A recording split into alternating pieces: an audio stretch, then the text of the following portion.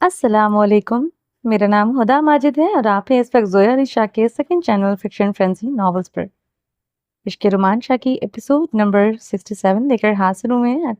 चलें स्टार्ट करते हैं। माही ने थोड़ा खफा होकर कहा। अहमद शरारत से मुस्कुराते हुए बोला, अकल की अंधी बर्फबारी में मिठाई खाने से मज़ा दोबाला नहीं होता, बल्कि अपनी प्यारी सी बीवी को खाने से होता है। ये कहते हुए शरारती अंदाज में इसके चेहरे पर झुकने लगा। माही ने फौरन इसके सीने पर हाथ रखते हुए अपना चेहरा पीछे कर लिया। इस वक्त उसे अपनी मिठाई ज्यादा अजीज लग रही थी, इसलिए वो अहमद के हत्थे चढ़ने वाली नहीं थी। वो जानती थी कि अगर एक बार अहमद के काबू में आ गई तो मिठाई खाना तो मुश्किल ही नहीं, नामुमकिन हो जाएगा। जो शख्स कराची के मौसम में इतना रोमांटिक हो सकता है, वो यहाँ कश्मीर की वादी, नीलम की हवाओं और बर्फबारी के जेर असर कैसा होगा, ये माही बखूबी समझ गई थी। माही को अपने कारनामे की जीत पर हंसी आ रही थी। अक्सर ऐसे रोमांटिक लम्हों पर माही बचकाना हरकतें करने के बाद बहुत खुश होती थी। अहमद इसे घूर कर देख रहा था। माही की सेहत पर कोई असर नहीं था। नाराज मत हो, ये नहीं मिठाई खा लें। वो घूरने का असर लिए बगैर दांत निकालते हुए मिठाई का छोटा सा टुकड़ा इसके होंठों के करीब किए हुए थी। बड़ा मजा आ रहा है तुम्हें मुझे तंग करने में, और जब मैं तंग करूंगा कि तुम्हारी खूबसूरत आंखों से टप टप करके आंसू गिरेंगे। उंगली से इसके चेहरे पर आती हुई लट को अपनी उंगली पर नरमी से लिपटते हुए गहरी नजरों से देखते हुए नरमी से बोल रहा था। अहमद की नजरें इसके खूबसूरत मखमली होंठों पर मरकूज थी। मिठाई का नरम छोटा सा टुकड़ा इसके निचले होंठ के किनारे पर लगा हुआ अहमद को बहका रहा था। मैं आपको तंग नहीं कर रही, आप ये मिठाई खाएं। और दांत निकालते हुए अहमद के रोमांटिक मूड का मजाक उड़ाती हुई मिठाई पर अटकी हुई थी। अहमद ने गहरी सांस लेते हुए पूरी शिद्दत से इसकी पंखुड़ियों पर झुकते हुए इसकी मिठाई वाले हाथ को साइड पर करते हुए पंखुड़ियों के निचले किनारे पर लगे हुए मिठाई के टुकड़े को लबों से हलक में उतारते वो सही मायनों में बर्फबारी का लुत्फ उठा रहा था। अब माही जी की खीखी वाली हंसी बंद हो चुकी थी और हाथ हवा में मिठाई के साथ लहरा रहा था। सांस लेने के लिए वह अहमद अलवी की मोहताज हो चुकी थी। अहमद ने अच्छी तरह से मिठाई की मिठास को अपने अंदर उतारते हुए इसकी सांसों को आज़ादी बख्शी थी। चहक रही माही चंद मिनटों में हालत उजड़ी हुई रियासत की मलका जैसी हो चुकी थी। अहमद को हंसी आ रही थी इसकी हालत पर, जो अपनी सही सांसों को ठीक करने की कोशिश में मिठाई वापस पास पड़ी प्लेट में रख चुकी थी। उखड़ी हुई सांसें इस कदर बेतरतीब थी कि इन्हें ठीक करने के लिए माही को आंखें बंद करके मुंह खोलकर गहरी सांस लेनी पड़ रही थी। आपसे मेरी खुशी बर्दाश्त क्यों नहीं होती? अच्छी खासी मिठाई खा रही थी, आपको सिवाय मुझे परेशान करने के और कुछ आता है? वह अहमद को जोर से मारते हुए चीखी थी। हा हा हा हा, वो कहकर लगाकर हंसते हुए सोफे के पुश से कमर टिकाकर लोटपोट हो रहा था। रूम में मोबाइल पर बजती हुई हल्की सी म्यूजिक की धुन में अहमद के खुशी भरे बहुत पुरकशिश लग रहे थे। माही गुस्से से बच्चों की तरह बालों से पकड़कर झंझोड़ रही थी। इसे अपनी मिठाई को एंजॉय न करने का बहुत दुख था, और इस दुख को वो अहमद के सीने पर मुक्के बरसाने के बाद बालों को पकड़कर झंझोड़ते हुए तूफान बनी उतार रही थी। अहमद की नाजुक कलाइयों को पकड़कर खुद को बचाते हुए हंसी से लोटपोट हो रहा था। अहमद की प्यार भरी बेबसी और माही के गुस्से में मिठाई से महरूम होने की ख्वाहिश प्यारी सी हम आहंगी पैदा कर रही थी। पागल लड़की, मिठाई के लिए अपने शौहर को मार रही हो, तुम्हें शर्म नहीं आती? अहमद ने हंसते हुए इसकी नाजुक कलाइयों को अपने मजबूत हाथों में थामते हुए कहा। शौहर इसी लायक है, माही गुस्से में चीखी थी। शौहर को शर्म आती है? बेचारी बीवी अगर मिठाई खा रही थी तो इसे खा लेने देता। बदतमीज लड़की, शौहर के बाल खींच रही हो। तुम्हें तो मैं अभी बताता हूँ। माही की चटपटाहट को अपने बाजू में कैद करते हुए अहमद ने इसे सोफे पर पीछे को गिराते हुए पास पड़ी प्लेट से मिठाई का टुकड़ा उठाकर अपने होठों में दबाते हुए जबरदस्ती मिठाई खिलाने की कोशिश कर रहा था। वो दाएं बाएं सर मारते हुए होठों को नीचे हुई थी, मगर अहमद कहाँ रुकने वाला था। बेचारी मुंह खोलकर टुकड़ा मुंह में ठूंसना पड़ा था। माही झटपटा रही थी, इसे जवाबी कार्रवाई करनी थी, मगर अहमद इसे मौका कहाँ दे रहा था कुछ करने का। वो गुस्से की शिद्दत से दहक रही थी। इसका दिल चाह रहा था कि एक बार इसे आज़ादी मिले और वह अहमद को अच्छा खासा सबक सिखा दे, जिसने इसके पूरे प्लान को चौपट कर दिया था। वो यहाँ की बर्फबारी को एंजॉय करने वाली थी, मगर यहाँ अहमद ने अपना ही माहौल क्रिएट कर दिया था। माही के मुंह से लगी कोई मिठाई को वो अपने लबों पर बार बार महसूस करते हुए इसे तंग किए जा रहा था। अहमद की मोहब्बत माही के गुस्से को दबाते हुए इस पर हावी होने लगी थी। अहमद की गुर्बत के रंग इस पर भी चढ़ते जा रहे थे। अहमद की गिरफ्त ने इसे पूरी तरह से कैद कर रखा था। माही के मोबाइल पर मध्यम मध्यम चलते हुए यूट्यूब पर सॉन्ग माहौल को रोमानवी बना रहे थे। बाहर ठंडी बर्फ बरस रही थी और अंदर गर्म जज्बात लो में दोनों जलते हुए एक दूसरे पर मोहब्बत निछावर कर रहे थे। کشمیر کے اس خوبصورت خطے وادی نیلم میں جوڑوں کی پہلی رات ہی اتنی خوشگوار تھی کہ لگ رہا تھا کہ سبھی کپلز یہاں سے بہت خوبصورت یادیں سمیٹ کر لے جانے والے تھے اور سب کی بیویوں کی جان بہت مشکل میں پڑنے والی تھی۔ اس کا اندازہ تو سب کو پہلی رات سے ہی ہو چکا تھا۔ شاہزیب یار آ رہی ہوں، تھوڑا سا ویٹ کر لیں، اب گڑیا سوئے گی تو ہی آؤں گی نا، وہ بھی سوئی نہیں ہے۔ ڈاکٹر ہما فون پر شاہزیب کو سمجھانے کی کوشش کر رہی تھی جو فون کر کے اس کے ناک میں دم کیے ہوئے تھے۔ یہ گڑیا نہیں سو رہی یا تم اسے سلانا نہیں چاہتی؟ شاہزیب یار حد ہے، آپ تو ہمیشہ مجھے شک کی نظر سے ہی دیکھتے ہیں۔ گڑیا سچ میں نہیں سو رہی، میں اسے لے کر کمرے کے چکر لگا رہی ہوں، شاید میڈم سو جائے۔ یہ دوسری تمہاری لاڈلی بیٹیاں بڑی مشکل سے سوئی ہیں، بیچاری تفصیل سے اپنے بگڑے پٹھان کو سمجھانے کی کوشش کر رہی تھی۔ ٹھیک ہے، مگر گڑیا کو سلا کر 5 منٹ میں آؤ، نہ آنے کی صورت میں سزا مقرر ہے۔ شاہزیب فون پر دھمکیاں دینے پر اتر آیا تھا۔ ڈاکٹر ہما بچوں کے روم میں اس لیے تھی کیونکہ اس کی دونوں بیٹیاں سونے کو تیار نہیں تھی۔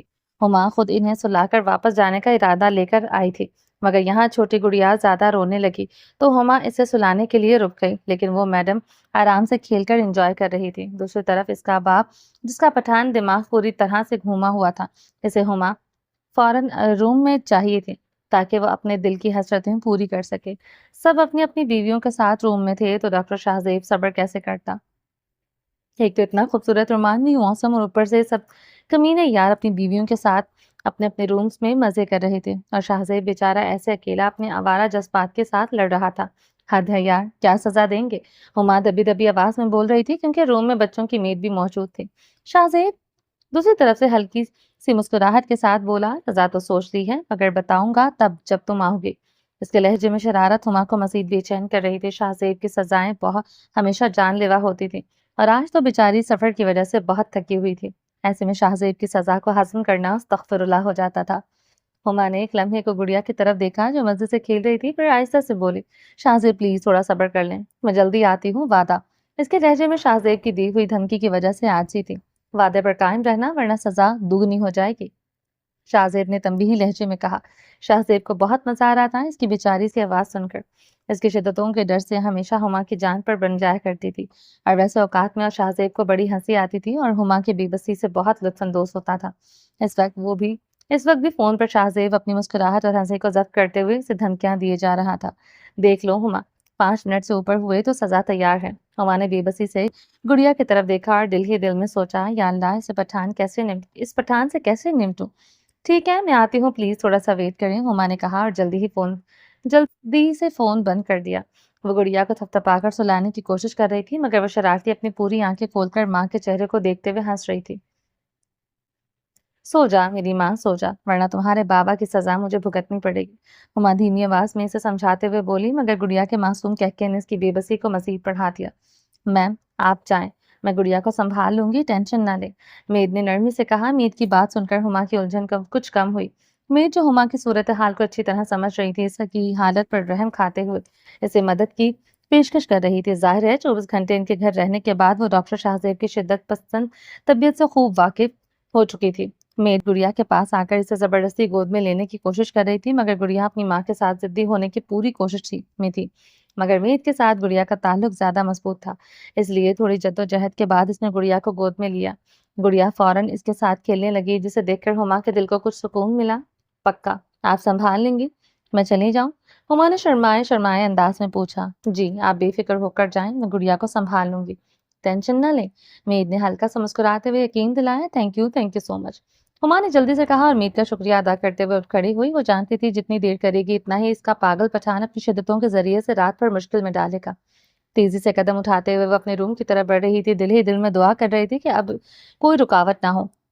ہما کے دل میں یہی دعا تھی کہ راستے میں کوئی ایسا نہ ملے جو اسے روک کر ڈاکٹر صاحب کو مزید انتظار کے لیے مجبور کر دے۔ وہ تیزی سے چلتے ہوئے روم تک کا سفر طے کر رہی تھی مگر فارم ہاؤس کی وسط کے باعث ایک کمرے سے دوسرے کمرے تک کا سفر بھی خاصاً طویل لگ رہا تھا۔ ہر قدم کے ساتھ اس کے دل کی دھڑکنیں تیز ہو رہی تھی۔ شاہزیب کی شدتوں کا خیال، موسم کی خاموشی اور فارم ہاؤس کی سنسان راہداریاں سب مل کر ماحول کو مزید سنسنی خیز بنا رہے تھے۔ ہما نے قدموں کی رفتار بڑھائی کیونکہ وہ جانتی تھی کہ مزید تاخیر کرنا شاہزیب کے مزاج کو مزید بگاڑ سکتا ہے۔ قدم قدم پہ تیرا انتظار ہے، دل کی ہر دھڑکن بے قرار ہے، تیری شدتوں میں چھپی محبت یہی تو میرے دل کا اقرار ہے۔ سو جا میرے باپ، سو جا۔ आसिम शाह रो देने वाली शक्ल बनाए हुए था क्योंकि इसका प्यारा सा बेटा आजान, जो अभी काफी छोटा था, इसलिए शिफा और आसिम इसे अपने रूम में अपने साथ ही सुलाते थे। वो इस वक्त सो नहीं रहा था और इसकी प्यारी सी बीवी बड़े आराम से रूम में आकर कपड़े चेंज करते हुए बेड पर लेटते ही थकन की वजह से खराटे ले रही थी और आसिम शाह से देख देख कर ठंडी आहें भरते हुए अपने बेटे को सुला रहा था। मगर बेटा इसके सारे अरमानों पर पानी फेरते हुए हरी झंडी दिखा रहा था। पिछले 2 घंटों से आसिम मुसलसल इसे सुला रहा था, मगर अजान अपने छोटे छोटे हाथ हिलाते हुए खेल रहा था। इसकी चमकती हुई आंखें अपने बाप की बेबसी को देखकर और भी चमक रही थी। दूसरी तरफ इतना रोमांटिक मौसम और इतनी प्यारी बीवी जो मजे से इसके सामने बेड पर तकिए पर सर रखे हुए गहरी नींद से के मजे लूट रही थी। सोई हुई शिफा जागने से भी कहीं ज्यादा प्यारी लग रही थी। आसिम शाह ठंडियां आहें भरता हुआ अपने बेटे को रूम में इधर उधर सुलाने की कोशिश में बेहाल था, मगर अजान आराम से खेलने में लगा हुआ था। अजान की छोटी छोटी आंखें ऐसे लग रही थी जैसे वो अपने बाप से बेबसी से लुत्फ अंदोज हो रहा हो। इसकी मासूम नजर में एक चमक थी, गोया वो अपने बाप की थकन और बेबसी को खेल के तौर पर ले रहा था। और उसकी चमकती हुई आंखों में एक शरारती मुस्कुराहट छुपी हुई थी, मगर ये सब महज अपनी सोच की बातें थी, क्योंकि अजान बेचारे को तो अभी जज्बातों के बारे में खाक भी नहीं पता था। अजान सिर्फ मैं अजान सिर्फ अपने खेल में मगन था और उसके छोटे छोटे हाथ जो अपने बाप की नाकामी पर हंस रहे थे, मगर हकीकत ये थी कि वो अभी इस दुनिया के पेचीदा जज्बात से बेखबर था। आसिम बेचारी से मुश्किल बनाए अपने बेटे के साथ खेल रहा था। मजबूरी का नाम शुक्रिया, इसके अलावा इसके पास कोई चारा भी नहीं था। डॉक्टर हुमा जैसे ही कमरे में दाखिल हुई, कमरा घुप अंधेरे में डूबा हुआ था। हाथ सुझाई नहीं दे रहा था। हुमा को गुस्सा भी आया और हैरानी भी हुई, क्योंकि 2 मिनट पहले तो डॉक्टर साहब ने धमकियां दे देकर इसकी जान का रखी थी और अब लाइट बंद करके सुकून से सो रहे थे। गुस्से से भरी हुमा ने दरवाजा बंद किया और लाइट के जानिब हाथ बढ़ाने लगी कि अचानक किसी ने किसे खींचकर दीवार के साथ पिन कर दिया। अचानक इमदाद की वजह से इसके मुंह से चीख निकलने लगी, लेकिन किसी के भारी हाथ ने इसकी चीख को हलक में दबा दिया। हुमा को ये समझने में ज्यादा वक्त नहीं लगा कि वो ये कोई और नहीं बल्कि डॉक्टर साहब ही हैं, क्योंकि वो इनके वजूद की महक को खूब पहचानती थी। क्या शाहजेब, मुझे डरा कर रख दिया आपने। वो दबी दबी आवाज में गुस्से से इसके हाथ अपने मुंह से हटाते हुए बोली। शाहजेब की नजरें गहरी थी, जैसे वो उसकी रूह तक पहुंच रही हो। डरना भी चाहिए, क्योंकि तुम लेट आई हो और लेट आने की मैं पहले ही मैंने पहले ही बता दिया था कि जरूर मिलेगी। और सरगोशी करते हुए इसके कान के करीब झुका, उसके लबों की मीठी सी गर्माहट हुमा को छू गई। धमकी के साथ इसका लहजा नर्म और मोहब्बत भरा था, लेकिन इरादे जानदार। वो सरगोशी करते हुए इसके कान के करीब झुका और उसके लबों की मीठी सी गर्माहट हुमा को छू गई। धमकी के साथ इसका लहजा नर्म और मोहब्बत भरा था, लेकिन इरादे जानदार। कोई सजा नहीं मिलेगी। हुमा ने अपनी सफाई दी। मैंने अपनी तरफ से पूरी कोशिश की है, जल्दी आ गई हूँ। आपकी लाडली बेटी सोने को तैयार नहीं थी, तो इसमें मेरा क्या कसूर। इसने बेबसी से शिकवा किया, लेकिन लहजे में शोखी छुपी थी। शाहजेब हल्के से मुस्कुराया। तुम्हारे कसूर होने या बेकसूर होने से मुझे कौन सा कोई फर्क पड़ने वाला है। वो आहिस्तगी से बोला। इसकी आंखों में शरारत की झलक नुमाया थी। मुझे जो करना है मेरी जान, वो करके रहूंगा। हुमा का दिल जोरों से धड़का। शाहजेब, हुमा ने धीरे से एहतजाज किया, मगर इसकी आवाज में नरमी थी। और मुझे तुम्हारे साथ बहुत सा प्यार और बहुत सा रोमांस करना है। शाहजेब ने बेकाबू होकर उसके चेहरे पर मोहब्बत की बारिश कर दी। हुमा ने हल्का सा हाथ से रोकने की कोशिश की। कमरे में हवा में इन दोनों की मोहब्बत की खुशबू फैल चुकी थी। इसका जिद्दी खान अपनी मर्जियां करते हुए इसे तड़पा रहा था। आपको ना ही मुझ पर रहम आता है, ना ही मोहब्बत में सब्र। हुमा की आवाज धीमी मगर शिकायत भरी थी, आंखों में नमी और लबों पर गिला था। शाहजेब ने संजीदगी से देखा, जैसे वो इसके अल्फाज को दिल पर ले रहा हो। मोहब्बत में सब्र? हुमा, मोहब्बत और सब्र का कोई रिश्ता नहीं होता। मोहब्बत शिद्दत मांगती है और मैं तुमसे बेहद मोहब्बत करता हूँ। रहम? वो भी अपनी जान पर? ये कैसा इंसाफ होगा। इसने हुमा के दोनों हाथ अपने मजबूत हाथों में थाम लिए और इसकी आंखों में झांकते हुए धीरे से कहा। हुमा ने नजरें चुरा ली, मगर इसके दिल की धड़कनें तेज हो गई। शाहजेब, आपकी मोहब्बत कभी कभी मुझे दीवानगी की हद तक जरूर खौफजदा कर देती है, और यही दीवानगी तो मेरे मोहब्बत को खास बनाती है। वो मुस्कुराकर बोला। इसके माथे पर हल्के से बोसा दिया। शाहजेब, मगर प्यार में दूसरे का थोड़ा ख्याल भी रखना चाहिए। हुमा की आवाज थकी हुई मगर मोहब्बत भरी थी। मैं जानती हूँ मेरे खान को प्यार में बेसब्रेपन के दौरे पड़ते हैं, लेकिन मैं जानती हूँ मेरा प्यारा खान रोमांस के बाद बगैर नहीं रह सकता।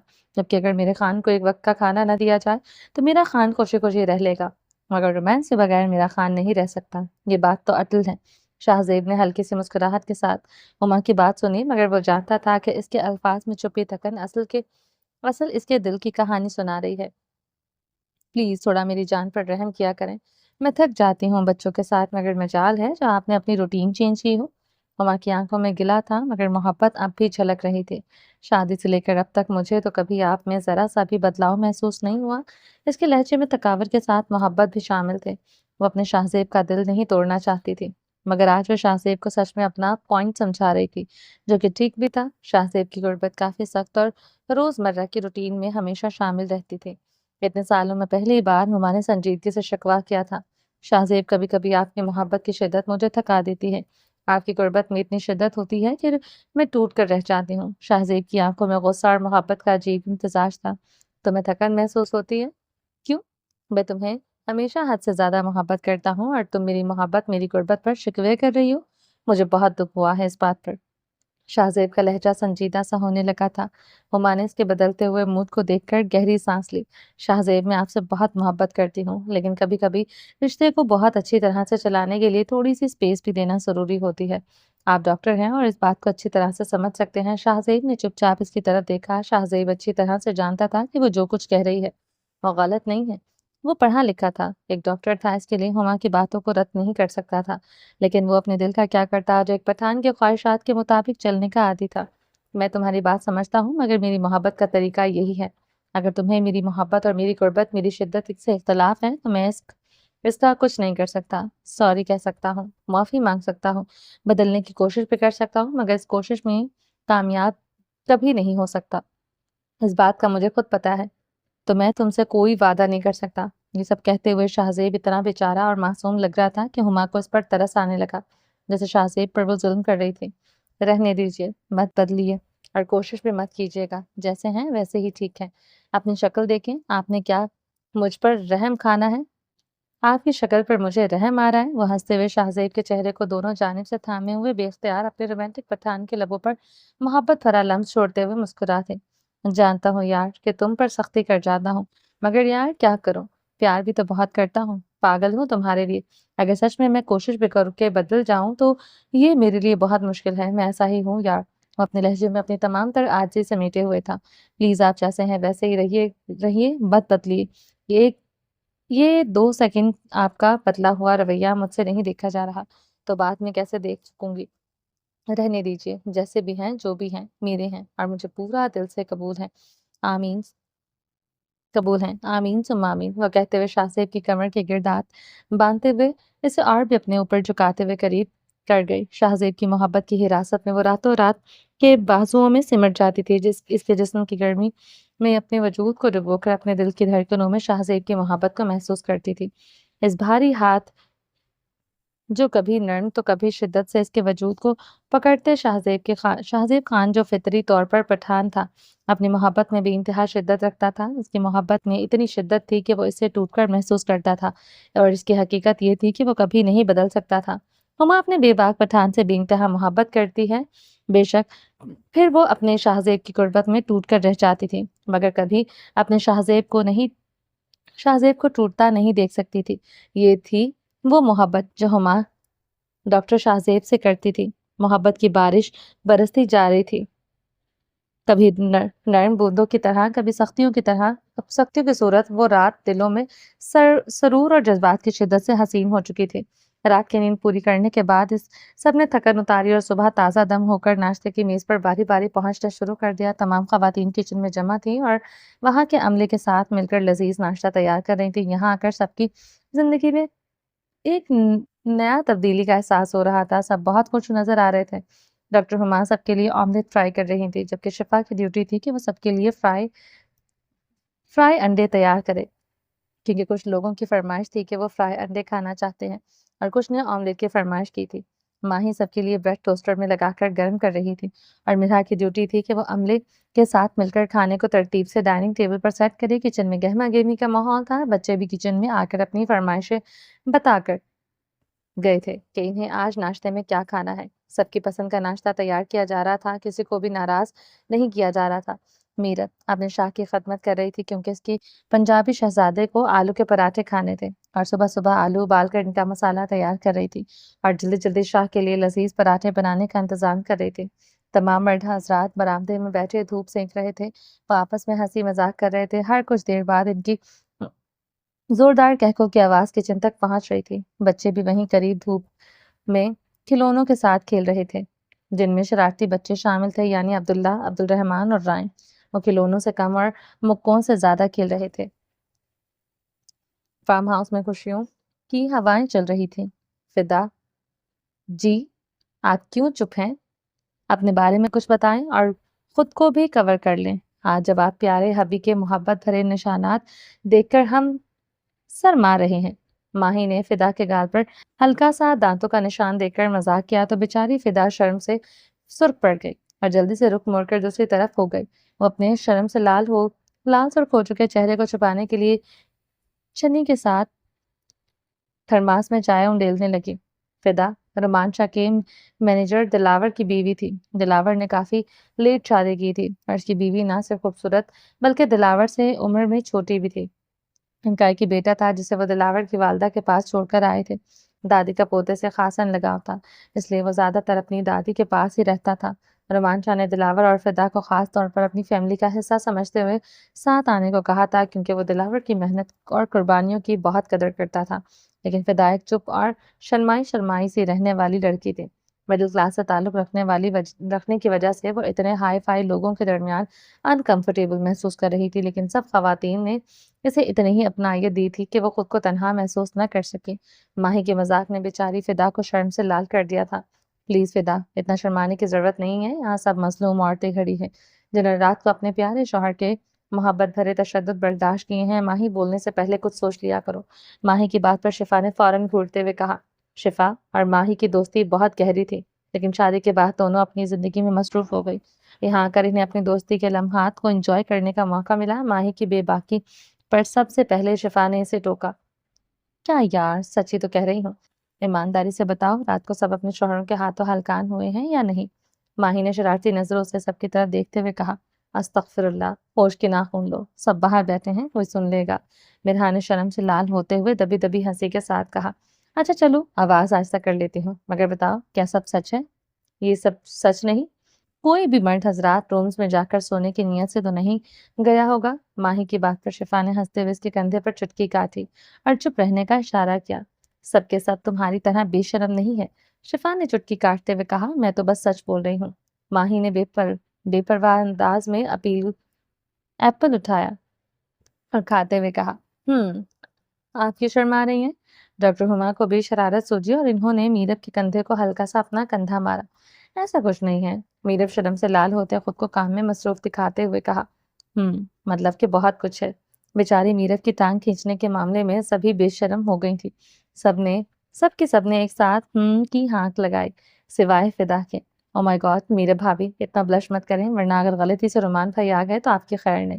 آپ تو ویسے ہی اتنی خوبصورت ہیں، اوپر سے آپ بلش کر رہی ہیں، ان کا دل صبح صبح ناشتے سے پہلے ہی رومانٹک ہو جائے گا اور آپ کی جان کڑے امتحان میں آ جائے گی۔ میرب کا چہرہ کچھ ان باتوں سے لال ہو رہا تھا، کچھ اپنے شاہ کی رات کی شرارتوں اور بے باکی کے بارے میں سوچ کر وہ لال ٹماٹر ہو رہی تھی۔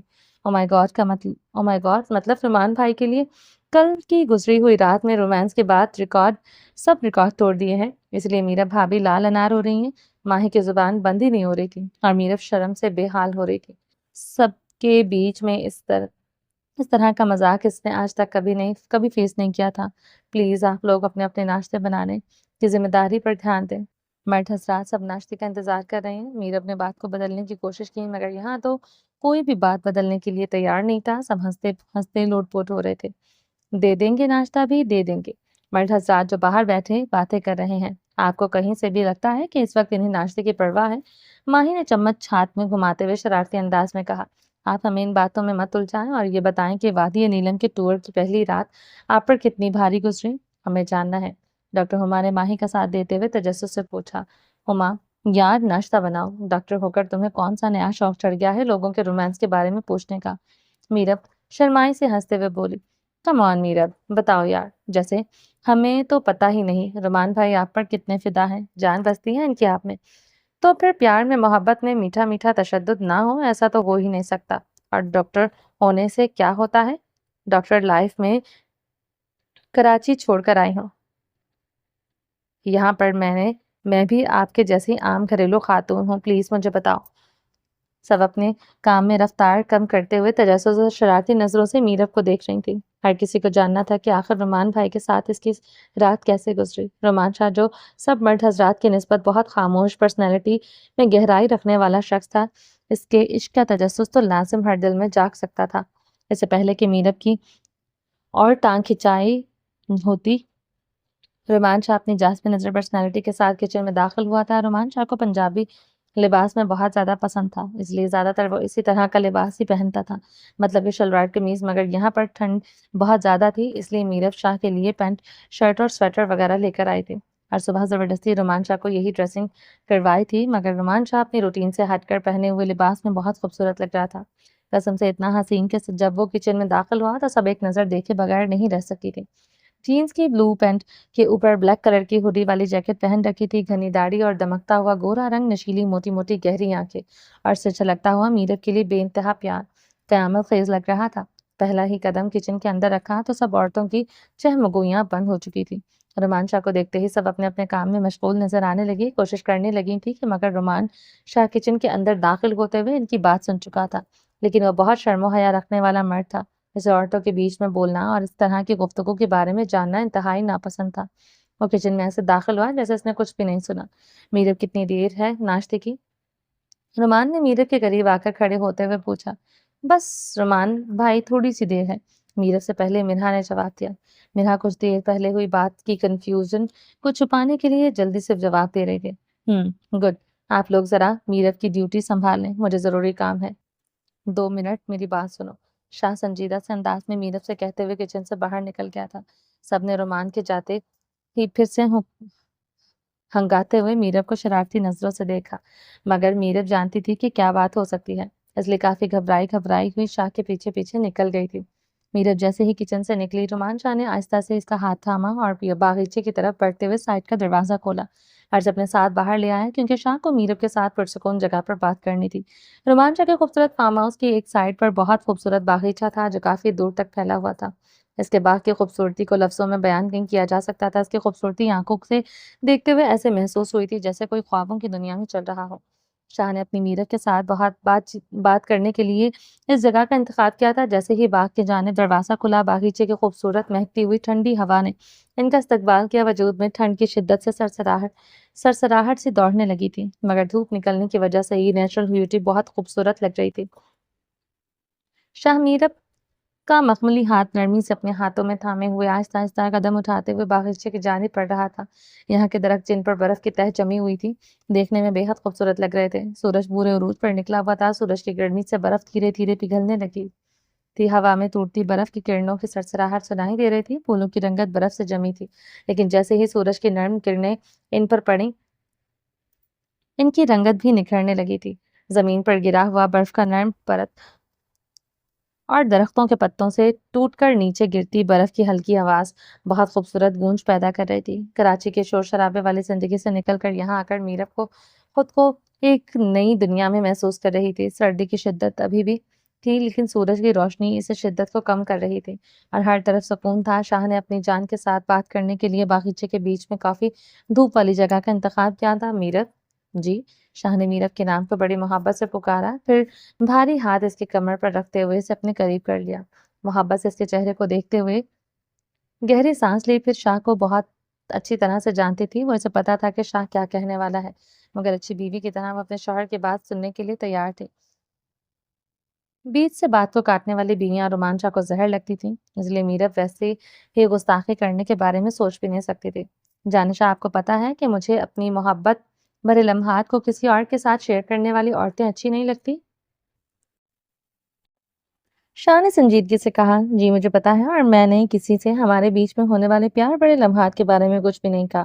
میرب کو اندازہ تھا کہ رومان شاہ یہی کہے گا، وہ اپنے پیارے شاہ کی فطرت سے اچھی طرح سے واقف تھے، وہ اپنے شاہ کے رولز کو توڑنے کے بارے میں سوچ بھی نہیں سکتی تھی۔ گڈ، مجھے میری جان سے یہی امید تھی، مگر یاد دہانی کے لیے کہا ہے کہ ہمارے درمیان کی بات کا مطلب صرف ہمیں پتا ہونی چاہیے۔ میاں بیوی کے ایک دوسرے کا لباس ہوتے ہیں اور آپس کی باتیں کسی اور سے شیئر کرنا بہت غلط چیز ہے۔ یہ چیز اللہ تعالیٰ کے نزدیک بھی غلط ہے۔ میاں بیوی کے محبت بھرے لمحات کو ہمیشہ اپنی حد تک محدود رکھتے ہیں، وہ پیار سے میرب کو کہتے ہوئے اسے اپنی مضبوط باہوں میں بھرتے ہوئے اپنے بے حد قریب کیے کھڑا تھا۔ رومانچا کی گرم سانسیں میرف کے چہرے پر محبت کے میٹھے رنگ بکھیر رہی تھی۔ آپ بے فکر رہیں، میں ایسا کچھ بھی نہیں کروں گی جو میرے شاہ کو پسند نہ ہو۔ وہ پیار سے شاہ کے سینے پر دونوں ہاتھ رکھتے ہوئے اچھے بچوں کی طرح اپنے شاہ کی بات مانتے ہوئے بولی۔ چلو گڈ مارننگ کس دو، شاہ کی خماری سے اس کی گلوسی پنکھڑیوں پر جھکتے ہوئے کہا۔ کون سی گڈ مارننگ کس، کتنے بڑے فراڈیے ہیں آپ۔ آپ نے صبح اٹھ کر اپنی ساری مارننگ کسز لے لی ہیں، بلکہ مارننگ سے بھی کہیں زیادہ آپ لے چکے ہیں۔ میرب نے مخملی ہاتھ اس کی لبوں پر رکھتے ہوئے اس کی خواہش کو ناکام بنا دیا تھا۔ میرا اتنے سے کچھ نہیں بنے گا، ڈرامے بازیاں بند کرو اور حساب کتاب چھوڑو، تھوڑا سا اور چہرے پر جھکتے ہوئے خماری سے بولا۔ میرب ایک بار پھر شاہ کے لبوں پر ہاتھ رکھے ہوئے شاہ کی کس کو ادھورا روک چکی تھی۔ جانے شاہ انسان بن جاؤ، اگر میں اپنی پر آ گیا تو یہیں کھڑے کھڑے حلق سے سانسیں کھینچ لوں گا۔ رومان شاہ نے کمر پر سختی سے ہاتھ رکھتے ہوئے اسے دھمکی دی۔ جب میں تمہاری سانسیں کھینچتا ہوں، جانتی ہو نا پھر کیا ہوتا ہے؟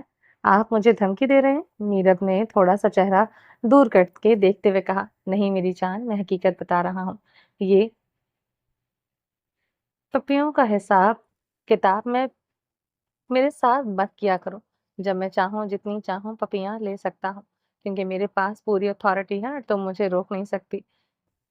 چھی، پپیاں؟ میرب شاہ کی پنجابی میں کسی کو پپیاں کہنے پر شرماتے ہوئے دانت نکال رہی تھی۔ ہاں پپیاں، اس میں چھی والی کون سی بات ہے؟ جیسے انگلش میں کس ہوتا ہے، جسے کہنے میں بھی ذرا مزہ نہیں آتا، اسی طرح پنجابی میں پپی ہوتا ہے، اور جب بہت ساری کسیاں ایک ساتھ مل جاتی ہیں تو پھر وہ پپیاں بن جاتی ہیں۔ اس میں غلط کیا ہے؟ شاہ میرب کو اپنی پپی کی جرنل نالج سمجھا رہا تھا۔ آپ مجھے کسز کی پنجابی ورژن بعد میں سمجھا لیجیے گا، پہلے مجھے کچن میں جانے دیں کیونکہ سب وہاں پر میرا انتظار کر رہے ہیں۔ میرب جان چھڑاتے ہوئے اس کے مضبوط سینے پر ہاتھ رکھ کر دباؤ دے کر پیچھے ہٹنے والی تھی، مگر رومان شاہ کی مضبوط گرفت سے اور ذرا سا بھی پیچھے نہیں ہٹ سکتی تھی۔ جانشاہ تم اچھی طرح سے جانتی ہو کہ مجھے اس طرح کی مزاحمت اچھی نہیں لگتی۔ تمہاری پہلی ترجیح میں ہوں۔ پہلے جو میں نے کہا ہے وہ کرو، ورنہ نہیں جانے دوں گا۔ جب تک میری بات نہیں مانو گی میں نہیں جانے دوں گا، اور لیٹ جانے پر پھر میں تم اپنی سب دوستوں اور بھابھیوں کو جواب دیتی پھرنا۔ کیا آخر تم اتنا لیٹ کیوں آئی؟ میں تو اپنی خواہش پوری کیے بغیر تمہیں ذرا سا بھی ہلنے نہیں دوں گا۔ رومان شاہ کی آنکھوں میں وہی پرانی ضد تھی جو میرب کی غربت پانے کے لیے ہمیشہ اس کی آنکھوں میں نظر آتی تھی۔ میرب کو اپنے پیارے شاہ سے اور نہیں الجھنا تھا، کیونکہ وہ جتنا الجھے گی شاہ اتنا ہی ضدی بن جائے گا۔ میرب کو پتا تھا کہ شاہ ضد میں آ کر وہ سب کچھ بھی کر جاتا ہے جو وہ کرنے کا ارادہ نہیں رکھتا۔ اگر اس کے بھائی کی زبان میں کہا جائے تو وہ اڑیل گھوڑا ہے، مطلب کہ اسے پیار سے ہی منانا پڑے گا، اور پیار سے منانے کا مطلب یہ تھا کہ وہ چپ چاپ شاہ کی میٹھی سی منمانیوں کو قبول کرے، مگر شاہ کی منمانیوں سے بچنے کے لیے اس نے بیچ کا راستہ اپنایا، مطلب کہ وہ خود سے چھوٹی سی کس کے ساتھ یہاں سے بھاگنے کا ارادہ رکھتے ہوئے خود چہرہ آگے کو کرتے ہوئے شاہ کے لبوں سے لب لگا کر نرم سے لمس کو چھوڑتے ہوئے خوشی سے سر کو ہلاتے ہوئے بتا رہی تھی کہ وہ شاہ کی مرضی کو پورا کر کے اب جا رہی ہے۔ یہ کیا ہے؟ میرب کا یہاں سے جانے کا ارادہ ناکام بناتے ہوئے رومان شاہ نے اس کا بازو پکڑ کر واپس کھینچ لیا، خود کے قریب کیے گرم سانسوں سے اس کی گردن کو مہکاتے ہوئے لبوں کے نرم گرم لمس چھوڑ رہا تھا۔ میرب کے دل کی دھڑکنیں تیز ہو کر کانوں میں سنائی دے رہی تھی جب رومان شاہ نے اس کا بازو پکڑ کر اپنے قریب کیا اور لہراتے ہوئے اس کے مضبوط سینے سے ٹکرائی تھی۔ سخت داڑھی سے بھری ہوئی تھوڑی میرب کی گردن پر میٹھی چبھن محسوس کروا رہی تھی۔ شاہ پلیز مجھے جانے دے، میرب نے ذرا سی مزاحمت کی، مگر رومان شاہ کی غربت نے اسے بے بس کر دیا۔ جب اس نے اپنی گردن پر شاہ کے لبوں پر کی گرمی محسوس کی تو میرب کی آنکھیں خود بخود بند ہو گئی، دل کی دھڑکن تیز ہو گئی اور وہ شاہ کی محبت میں گم ہونے لگی تھی۔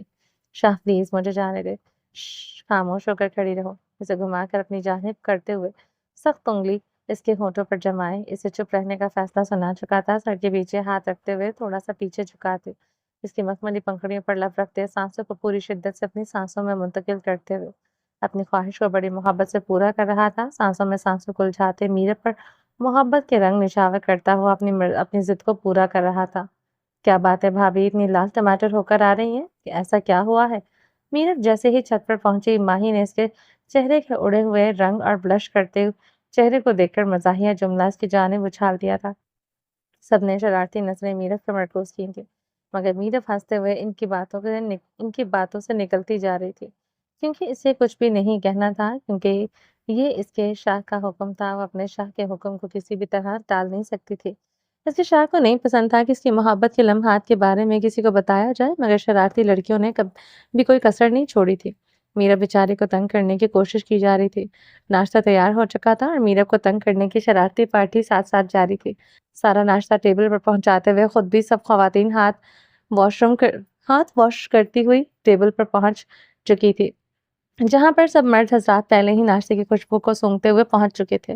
ناشتے کی میز پر خوبصورت منظر بکھرا ہوا تھا، لکڑی کے نفیس ٹیبل پر لذیذ کھانے سجے ہوئے تھے، سنہری فرائی آملیٹ خوشبو بکھیر رہا تھا، ابلے ہوئے انڈے اپنی تازگی کا پتہ دے رہے تھے اور کرسپی ٹوسٹ ہر کسی کو دعوت دے رہے تھے۔ میز پر مختلف ذائقوں کے ساتھ مزیدار کھانے ترتیب سے رکھے گئے تھے جو صبح کو خوشگوار بنانے کے لیے کافی تھے۔ مہنگی اور شاندار لکڑی کے ٹیبل کے گرد میچنگ کرسیاں ترتیب سے رکھی ہوئی تھیں، دونوں جانب لمبائی میں قطار در قطار کرسیاں تھیں جن پر سب افراد اطمینان سے بیٹھے تھے، اور ساتھ رکھی ہوئی چھوٹی سی کرسیوں پر بچے بھی ناشتے میں مصروف تھے۔ بچوں کی ہنسی اور باتیں فضا میں گھل رہی تھیں جو اپنے اپنے انداز میں ناشتے کا مزہ لے رہے تھے۔ ناشتہ بناتے بناتے کافی ٹائم لگ گیا تھا۔ ٹیبل پر سجے کھانوں کی انتہا انگیز خوشبو بھوک کو مزید بڑھا رہی تھی۔ ہر طرف ایک خوشبو ہلچل تھی، سالوں بعد ایسی خوشیاں دوبارہ نصیب ہوئی تھی۔ شاہ کیا کر رہے ہیں؟ میرب نے دبے دبے لہجے میں اپنے چہرے کے تاثرات کو سنبھالتے ہوئے کہا۔ سامنے میز پر آلو کے گرما گرم پراٹھوں کے ساتھ شاہ کی پسندیدہ املی اور پودینے والی چٹنی سجی ہوئی تھی جو میرب خاص طور پر شاہ کو سرو کرنے میں مصروف تھی۔ دوسری طرف شاہ اپنے نارمل انداز میں احمد سے کسی سنجیدہ موضوع پر بحث میں مصروف تھا، لیکن ٹیبل کے نیچے کا منظر الگ ہی کہانی سناتا تھا۔ شاہ نے میرب کا دوسرا ہاتھ تھام رکھا تھا اور اپنی انگلیوں سے اسے چھیڑ رہا تھا۔ میرب بیچاری بڑی مشکل سے اپنے تاثرات کو قابو میں رکھنے کی کوشش کر رہی تھی، مگر اس کے چہرے کی ہلکی سی سرخی اور بے چینی سب کچھ عیاں کر رہی تھی۔ شاہ کا شرارتی انداز اس کے ضبط کا امتحان لے رہا تھا۔ بابا، آپ میرب کا ہاتھ چھوڑ دیں۔ رائم نے معصوم مگر چونکا دینے والے جملے نے پورے ناشتے کے ماحول کو ایک دم سے بدل دیا تھا۔ شاہ تو گھبرا کر فوراً ہاتھ چھوڑ چکا تھا، ساتھ ہی اپنی گھبراہٹ کو چھپانے کے لیے تھوک نگلتے ہوئے سنجیدگی کے پردے میں بیٹھا رہا جیسے کچھ ہوا ہی نہ ہو۔ لیکن میرب جو شاہ کی طرح ضبط کی ماہر نہیں تھی، اس قدر بوکھلا گئی کہ ہاتھ میں پکڑا باؤل جانے کیسے مگر سیدھا اس کے پراٹھے پر انڈیل چکی تھی۔ شاہ دل میں جلتے ہوئے سوچ رہا تھا کہ اس کمینے کو کیسے پتہ چل جاتا ہے کہ میں اس کی ماں کے ساتھ رومانٹک لمحے انجوائے کر رہا ہوں، لیکن اب وہ کچھ کہہ نہیں سکتا تھا کیونکہ اسے ذلیل کرنے والا کوئی اور نہیں، اس کا اپنا بیٹا تھا۔ رائم کی اونچی آواز میں کہی گئی بات نے پورے ٹیبل کو ہنسی کے طوفان میں لپیٹ دیا تھا۔ شاہ کے دوست سب سے زیادہ بے ساختہ ہنس رہے تھے اور خواتین بھی اپنی ہنسی کو دبانے کی ناکام کوشش میں مصروف تھی۔ میرب بیچاری سے اچانک آفات پر نظر جھکائے بیٹھی تھی، ماتھے پر ہاتھ رکھے دائیں بائیں انگلیاں چلاتے ہوئے۔ وہ بالکل ایسے محسوس کر رہی تھی جیسے کسی چوری پر رنگے ہاتھوں پکڑی گئی ہو۔ رائم دونوں ہاتھ کمر پر باندھے بالکل ایسے کھڑا تھا جیسے کسی بے حد سنجیدہ ذمہ داری کی انجام دے رہا ہو۔ وہ شاہ اور میرب کو گھور رہا تھا جیسے کسی بن بیاہ کپل کی رکھوالی کا بیڑا اٹھا رکھا ہو۔ شاہ کے لیے یہ لمحہ جتنا شرمندگی کا تھا، اتنا ہی میرب کے لیے شرم و حیا کے سمندر میں ڈوبنے جیسا تھا۔ واہ، ہماری سنجیدہ شیر چوری چھپکے بھابھی کے ساتھ رومانٹک ہو رہا ہے، اور ہمیں کانوں کان خبر نہیں تھی، ڈاکٹر شاہزیب خان نے اپنی مخصوص شرارتی ہنسی کے ساتھ کہا۔ وہ اپنے ناشتے کو ایک طرف رکھتے ہوئے شاہ کو گھور رہا تھا جیسے کسی بڑے جرم کا پردہ فاش کر دیا ہو۔ اس کے چہرے پر شرارت بھری مسکراہٹ بکھری ہوئی تھی اور وہ اپنی باتوں سے ماحول کو مزید دلچسپ بنانے میں لگا تھا۔ ہم بیچارے معصوم لوگ تو صرف کھانے میں مصروف تھے، اور تم نے موقع پا لیا۔ شاہزیب کی بات نے ٹیبل پر موجود سب کو مزید ہنسنے پر مجبور کر دیا، جبکہ شاہ نے اپنے تاثرات کو قابو میں رکھتے ہوئے سنجیدگی کا نقاب اوڑھے رکھا، لیکن اندر ہی اندر وہ جانتا تھا کہ یہ مزاحیہ جملے کب رکنے والے ہیں۔ یار، ویسے ایسا بالکل نہیں ہونا چاہیے۔ اگر تمہارے دماغ میں ایسا کچھ چل رہا ہے تو کم از کم ہمیں بھی آگاہ کر دیتے، ہم بھی موقع پر چوکا مار دیتے۔ یار، غلط بات ہے، احمد نے دانت نکالتے ہوئے ہنسی کے درمیان ٹیبل پر زور سے ہاتھ مارتے ہوئے کہا۔ رومان شاہ نے گہری سانس لی اور گھور کر احمد کی طرف دیکھا، جسے نظروں سے ہی اسے خاموش کروانا چاہ رہا ہو، لیکن شاہ اچھی طرح سے جانتا تھا کہ اس کمینے دوستوں کے ہاتھ بات لگ چکی ہے اور اب یہ کسی بھی قیمت پر رکنے والے نہیں۔ دوستوں کی ہنسی اور چٹکلے فضا میں گونج رہے تھے، اور شاہ کو اندازہ ہو چکا تھا کہ اس کی زندگی کے یہ لمحات اب اس کے لیے نہ ختم ہونے والا مذاق بن چکے ہیں۔ وہ دل ہی دل میں سوچ رہا تھا کہ اگر اس کی نیک اولاد اپنا منہ بند کر لیتی تو شاید یہ دن کچھ آسانی سے گزر جاتا۔ رومان شاہ جو میرب کے سامنے روم کے اندر بے حد بے باک اور دلیر ہوتا تھا، باقی سب کے سامنے فطرتاً شرم و حیا کے دائرے میں رہتا تھا۔ یہی اس کی کمزوری تھی اور اس کے کمینے دوستوں نے اس لمحے کا بھرپور فائدہ اٹھا لیا تھا۔ انہیں تو ایسا موقع کبھی ملتا ہی نہیں تھا کہ رومانچا کو تنگ کر سکیں۔ وہ ہمیشہ خود پر قابو رکھنے والا، ہر بات کو سنجیدگی سے نمٹانے والا تھا، مگر آج اسے چھوٹے سے واقعے نے اس کے دوستوں کو ایسی تفریح کا موقع دے دیا تھا کہ جو شاید برسوں تک ان کے کہکو کا حصہ بننے والا تھا۔ شاہ کی بے بسی ان کے چہرے پر نمایاں تھی، لیکن وہ جانتا تھا کہ ان کے کہکے اور چٹکلے تھمنے والے نہیں تھے۔ وہ خاموش بیٹھا، مگر دل ہی دل میں سوچ رہا تھا کہ آج تو اس کی غیرت اور شرم دونوں کا امتحان ہو گیا ہے۔ اب تم لوگ اپنی زبانیں بند کر لو، اس سے پہلے کہ یہاں رکھے انڈے اٹھا کر تمہارے منہ پر تھوپ دو۔ رومانچا کا صبر جواب دے گیا تھا۔ وہ گہری سخت آواز میں بولا، خاموشی سے ناشتہ کرو بے غیرت، شروع کرتے ہوئے تو بند ہونے کا نام ہی نہیں لیتے۔ شاہ کا لہجہ اتنا سخت تھا کہ سب ایک لمحے کے لیے چپ ہو گئے۔ اس کی نظریں خاص طور پر احمد اور شاہزیب پر گڑی ہوئی تھی، جن کی ہنسی ابھی ابھی رکنے کا نام ہی نہیں لے رہی تھی۔ شاہ کو خواتین کے سامنے یہ سب برداشت کرنا بے حد مشکل لگ رہا تھا۔ اس کی نظریں بار بار میرب پر جا کر ٹکتی، جو شرم کے مارے زمین میں گڑ جانے کو تیار تھی۔ اس کے جھکے ہوئے چہرے کی سرخی نے رومانچا کے ضبط کو مزید آزمائش میں ڈال دیا تھا۔ اس کی بے بسی اور میرب کی نازک حالت نے اس لمحے کو مزید پیچیدہ بنا دیا تھا۔ حد ہے یار، ہم پر غصہ کر رہے ہو؟ اگر اتنی ہی شرم آ رہی ہے تو یہ حرکت ہی نہیں کرنی تھی۔ شاہزیب خان نے ایک اور بار اپنا منہ کھولتے ہوئے کہا، ہمارا پیارا سا معصوم اٹھ کر تم لوگوں کو سمجھا رہا ہے اور تم ہو کہ فضول میں منہ پھلائے بیٹھے ہو، جبکہ غلطی تمہاری ہے۔ شاہزیب کی بات پر رکی ہوئی سب کی ہنسی پھر سے گونج اٹھی تھی۔ میرب شرم سے لال ہوتے ہوئے کرسی ہٹا کر ٹیبل سے اٹھ گئی، جیسے کہ بیچاری کی بہت بڑی چوری پکڑی گئی ہو۔ رومانچا کا غصہ رحم پر تھا، جس نے یہ شوشہ چھوڑا تھا۔ وہ اپنے شرارتی چاچوؤں کا موقع دے دیا تھا۔ انسان بن جاؤ، مت تنگ کرو۔ اگر اس کو تنگ کرنا ہے تو اس کے لیے ہم موقع ڈھونڈ لیں گے اور اس کے لیے جو کرنا ہے کہہ لیں گے، مگر بیچارے میری بہن کو پریشان مت کرو۔ اس نے ناشتہ کرنا ہے۔ شاہ میر، جس کی اپنی بھی ہنسی نہیں رک رہی تھی، مگر میرب کے یوں شرما کر جانے پر اس کے اندر کا بھائی جاگ اٹھا تھا۔ شاہ میر نے انہیں اس ٹاپک کو ختم کرنے کے لیے کہا، مگر پیار سے، کیونکہ وہ خود بھی تو اس کے سارے قصے سے لطف اندوز ہو رہا تھا۔ مرحا، جاؤ تم جا کر میرب کو لے کر آؤ۔ شاہ میر نے مرحا کو میرب کو بلانے کے لیے کہا، جو شرما کر روم میں جا چکی تھی۔ کچھ ہی دیر میں مرحا میرب کو اپنے ساتھ واپس ٹیبل پر لے آئی، مگر میرب نظر جھکائے ہوئے تھی، گال بلش کر رہے تھے۔ اس میں ہمت نہیں تھی وہ یہاں پر بیٹھے، مگر اس کے بھائی نے بلوایا تھا تو آنا تو تھا ہی اسے، کیونکہ وہ اپنے بھائی سے بات کیسے ٹالتی، مگر یہاں پر بیٹھے ہوئے سب بھائیوں سے اسے بہت شرم آ رہی تھی۔ حالانکہ بات تو چھوٹی سی تھی، مگر ہر گھر کا ایک انداز ہوتا ہے۔ رومانچا کے ساتھ میرب کی پرسنالٹی ہمیشہ سے سوبر رہی تھی۔ رومانچا ایسا کچھ بھی سب کے سامنے کرنے کے بارے میں سوچ بھی نہیں سکتا تھا، مگر آج جو اس کے بیٹے نے اپنی باپ کی ہنسی اڑوائی تھی، اسے تو شاہ ہمیشہ یاد رکھے گا اور میرب کو کبھی بھول ہی نہیں سکتی۔ میرب خاموشی سے وہاں بیٹھے ہوئے نظریں جھکائے ہوئی تھی، جبکہ رائم صاحب شوشہ چھوڑ کر خود جا کر ناشتے کی ٹیبل پر ناشتہ نوش فرما رہے تھے۔ بھابھی، آپ بے فکر رہیں، ہم اب آپ کو کچھ نہیں کہیں گے۔ ویسے بھی آپ کی تو غلطی نہیں ہے، ہاتھ تو اس اتاولے نے آپ کا پکڑا تھا، آپ نے تھوڑی پکڑا تھا۔ آپ تو فضول میں شرما رہی ہیں۔ احمد نے اپنی طرف سے بات ختم کی تھی، مگر اس کے فنی جوک پر ایک بار پھر سے سب کی ہنسی چھوٹ گئی تھی۔ ٹیبل پر ہنسی کا ماحول قائم تھا، سب واپس سے ناشتہ کرنے میں مصروف ہو گئے تھے۔ سب لوگ ناشتے سے فارغ ہو چکے تھے۔ اب ایرن کیل جانے کا پروگرام بن چکا تھا۔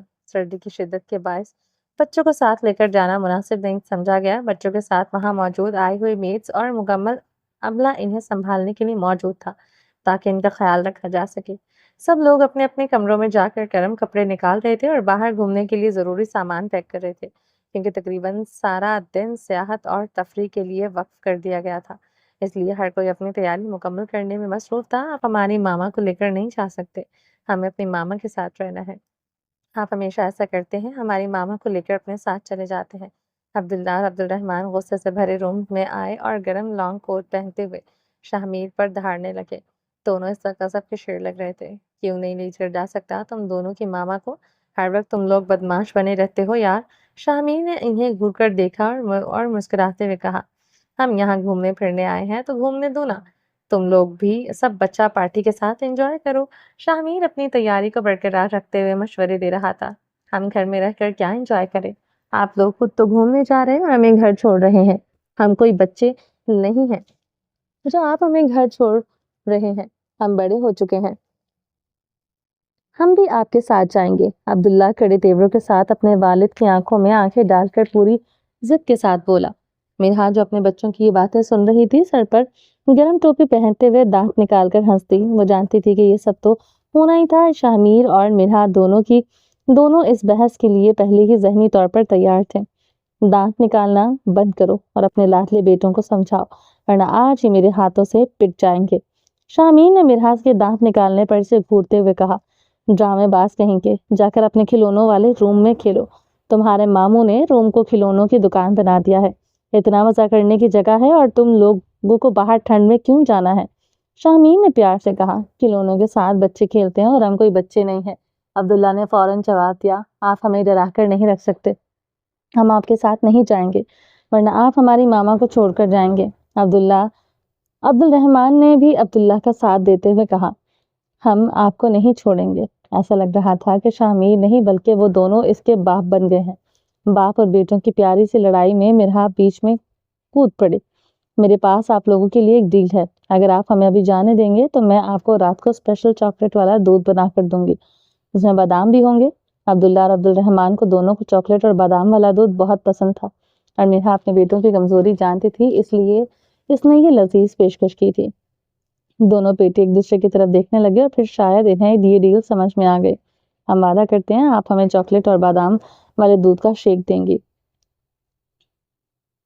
عبد الرحمن نے اپنی گردن پر ہاتھ رکھتے ہوئے کہا، ٹھیک ہے پکا۔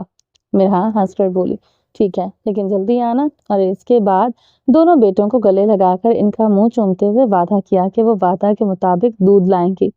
یہ دونوں صرف ماما کی وجہ سے جانے دے رہے ہیں، ورنہ کبھی بھی نہیں جانے دیتے۔ شاہ میر اپنے بیٹوں کے رنگ دیکھ کر ہنستے ہوئے بولا، یہ مت سمجھے گا کہ ہم نے آپ کی وجہ سے جانے کی اجازت دی ہے۔ عبداللہ نے انگلی اٹھا کر تڑی دی تھی، اس کا انداز نواب زادے جیسا تھا۔ شاہ میر نے ہنستے ہوئے خاموش ہو گیا اور ان دونوں بیٹوں کا شکریہ ادا کیا، وہ اسے جانے کی اجازت دے رہے ہیں۔ پھر دونوں بچے روم میں واپس چلے گئے اور دروازہ بند کر دیا۔ کیا چیز ہے یہ دونوں؟ شاہ میر نے بلند آواز میں کہا۔ وہ مرحا کو چھیڑتے ہوئے بولا تھا، بیٹے ہیں میرے اور وہ بھی بہت پیارے والے۔ مرحا نے ہنستے ہوئے کہا، اچھا جی، تمہارے بیٹے ہیں اور وہ بھی بہت پیارے والے؟ شاہ میر نے آگے بڑھ کر مرحا کو پکڑنے کی کوشش کی، مگر وہ بچوں کی طرح تیزی سے دوڑ گئی تھی، لیکن شاہ میر نے چند بڑے قدم اٹھا کر اسے اپنی گرفت میں لے لیا اور بچوں کی طرح گھومتے ہوئے خوش ہو گیا۔ میرا تو دل چاہ رہا ہے کہ یہ باہر جانے کا پلان رہنے دو اور تمہیں اپنے جذباتوں میں ڈبو دوں، جیسے میں نے تمہیں رات کو ڈبویا تھا۔ شاہ میر نے ہنستے ہوئے کہا، تنگ مت کریں اور چلیں، رات کو آپ نے جو میرا حشر کیا ہے، ابھی کوئی کسر باقی رہ گئی ہے جو روم میں رہنا ہے؟ اگر یہاں پر سب کے سامنے نارمل پریزنٹ کروانے کی مجبوری نہ ہوتی تو قسم سے آج سارا دن میں نے روم سے باہر قدم نہیں رکھتا تھا۔ مرحا نے شاہ میر کی شدتوں کا شکوہ کرتے ہوئے کہا، وہ جھٹپٹا کر آزادی چاہتی تھی، مگر شاہ میر نے اسے اپنے بازوں کی گرفت میں لے لیا تھا۔ اس کی مخملی گردن پر بالوں کو ہٹاتے ہوئے دانتوں کا خوبصورت دائرہ بنا لیا اور اسے سکنے پر مجبور ہو گئی۔ اب وہ اس کے دائرے کو دیکھ کر مسکرا رہا تھا جیسے بہت بڑا تیر مارا ہو۔ شاہ میر اس کی گردن پر اپنی محبت کے بے شمار گہرے رنگ دیکھ کر بہکتے ہوئے اسے اپنی گرفت میں اور مضبوطی سے لیتا ہوا بیڈ پر گرا چکا تھا۔ میر، کیا ہو گیا ہے؟ سب ہمارا ویٹ کر رہے ہیں۔ اور شاہ میر کے ارادے کو سمجھتے ہوئے جھٹپٹا کر پھڑپڑاتے پرندے کی طرح اس کی قید سے آزادی چاہتی تھی۔ تمہیں لگتا ہے کہ میں تمہیں اس طرح چھوڑ دوں گا؟ اتنا لمبا عرصہ تم نے مجھے اپنی محبت کے لیے تڑپایا ہے اور اب وہ مجھے یہ امید رکھتی ہو کہ میں تمہیں چھوڑ دوں گا؟ وہ مرحا کی گردن کو خوبصورت نشانوں سے نوازتے ہوئے اس کی جان کو کڑی مشکل میں ڈالے ہوئے تھا، مجھے تمہارے علاوہ کچھ اور دکھائی نہیں دے رہا۔ مرحا نے ہنستے ہوئے اس کے لبوں کی شدت کو گردن پر محسوس کر رہی تھی۔ چلیں، ورنہ سب سمجھ جائیں گے کہ ہم روم میں اتنی دیر تک کیوں تھے۔ ہاں تو سمجھ جائیں، میں کسی سے نہیں ڈرتا۔ اچھا جی، نیچے رومان بھائی کو تو سب نے مل کر ذلیل کیا ہے، وہ آپ بھول گئے ہیں؟ ان بیچاروں نے تو کچھ کیا ہی نہیں تھا، اور احمد بھائی اور شاہزیب بھائی نے کیا کیا حشر کیا تھا ناشتے کے ٹیبل پر، ان کا کیا بھول گئے ہیں؟ مرحا نے اسے یاد دہانی کروائی تھی کہ صرف رومان شاہ نے ٹیبل پر ہاتھ پکڑا تھا اور وہ سب نے اس کا خوب مذاق اڑایا تھا۔ شاہ میر کو بھی سارا سین یاد آتے ہی جھرجھری سی آ گئی تھی۔ دھمکی دے رہی ہو یا ڈرا رہی ہو مجھے؟ شاہ میر نے آخری تھوڑی سی منمانیاں کر کے اس کے لبوں اور چہروں پر اتارتے ہوئے بولا،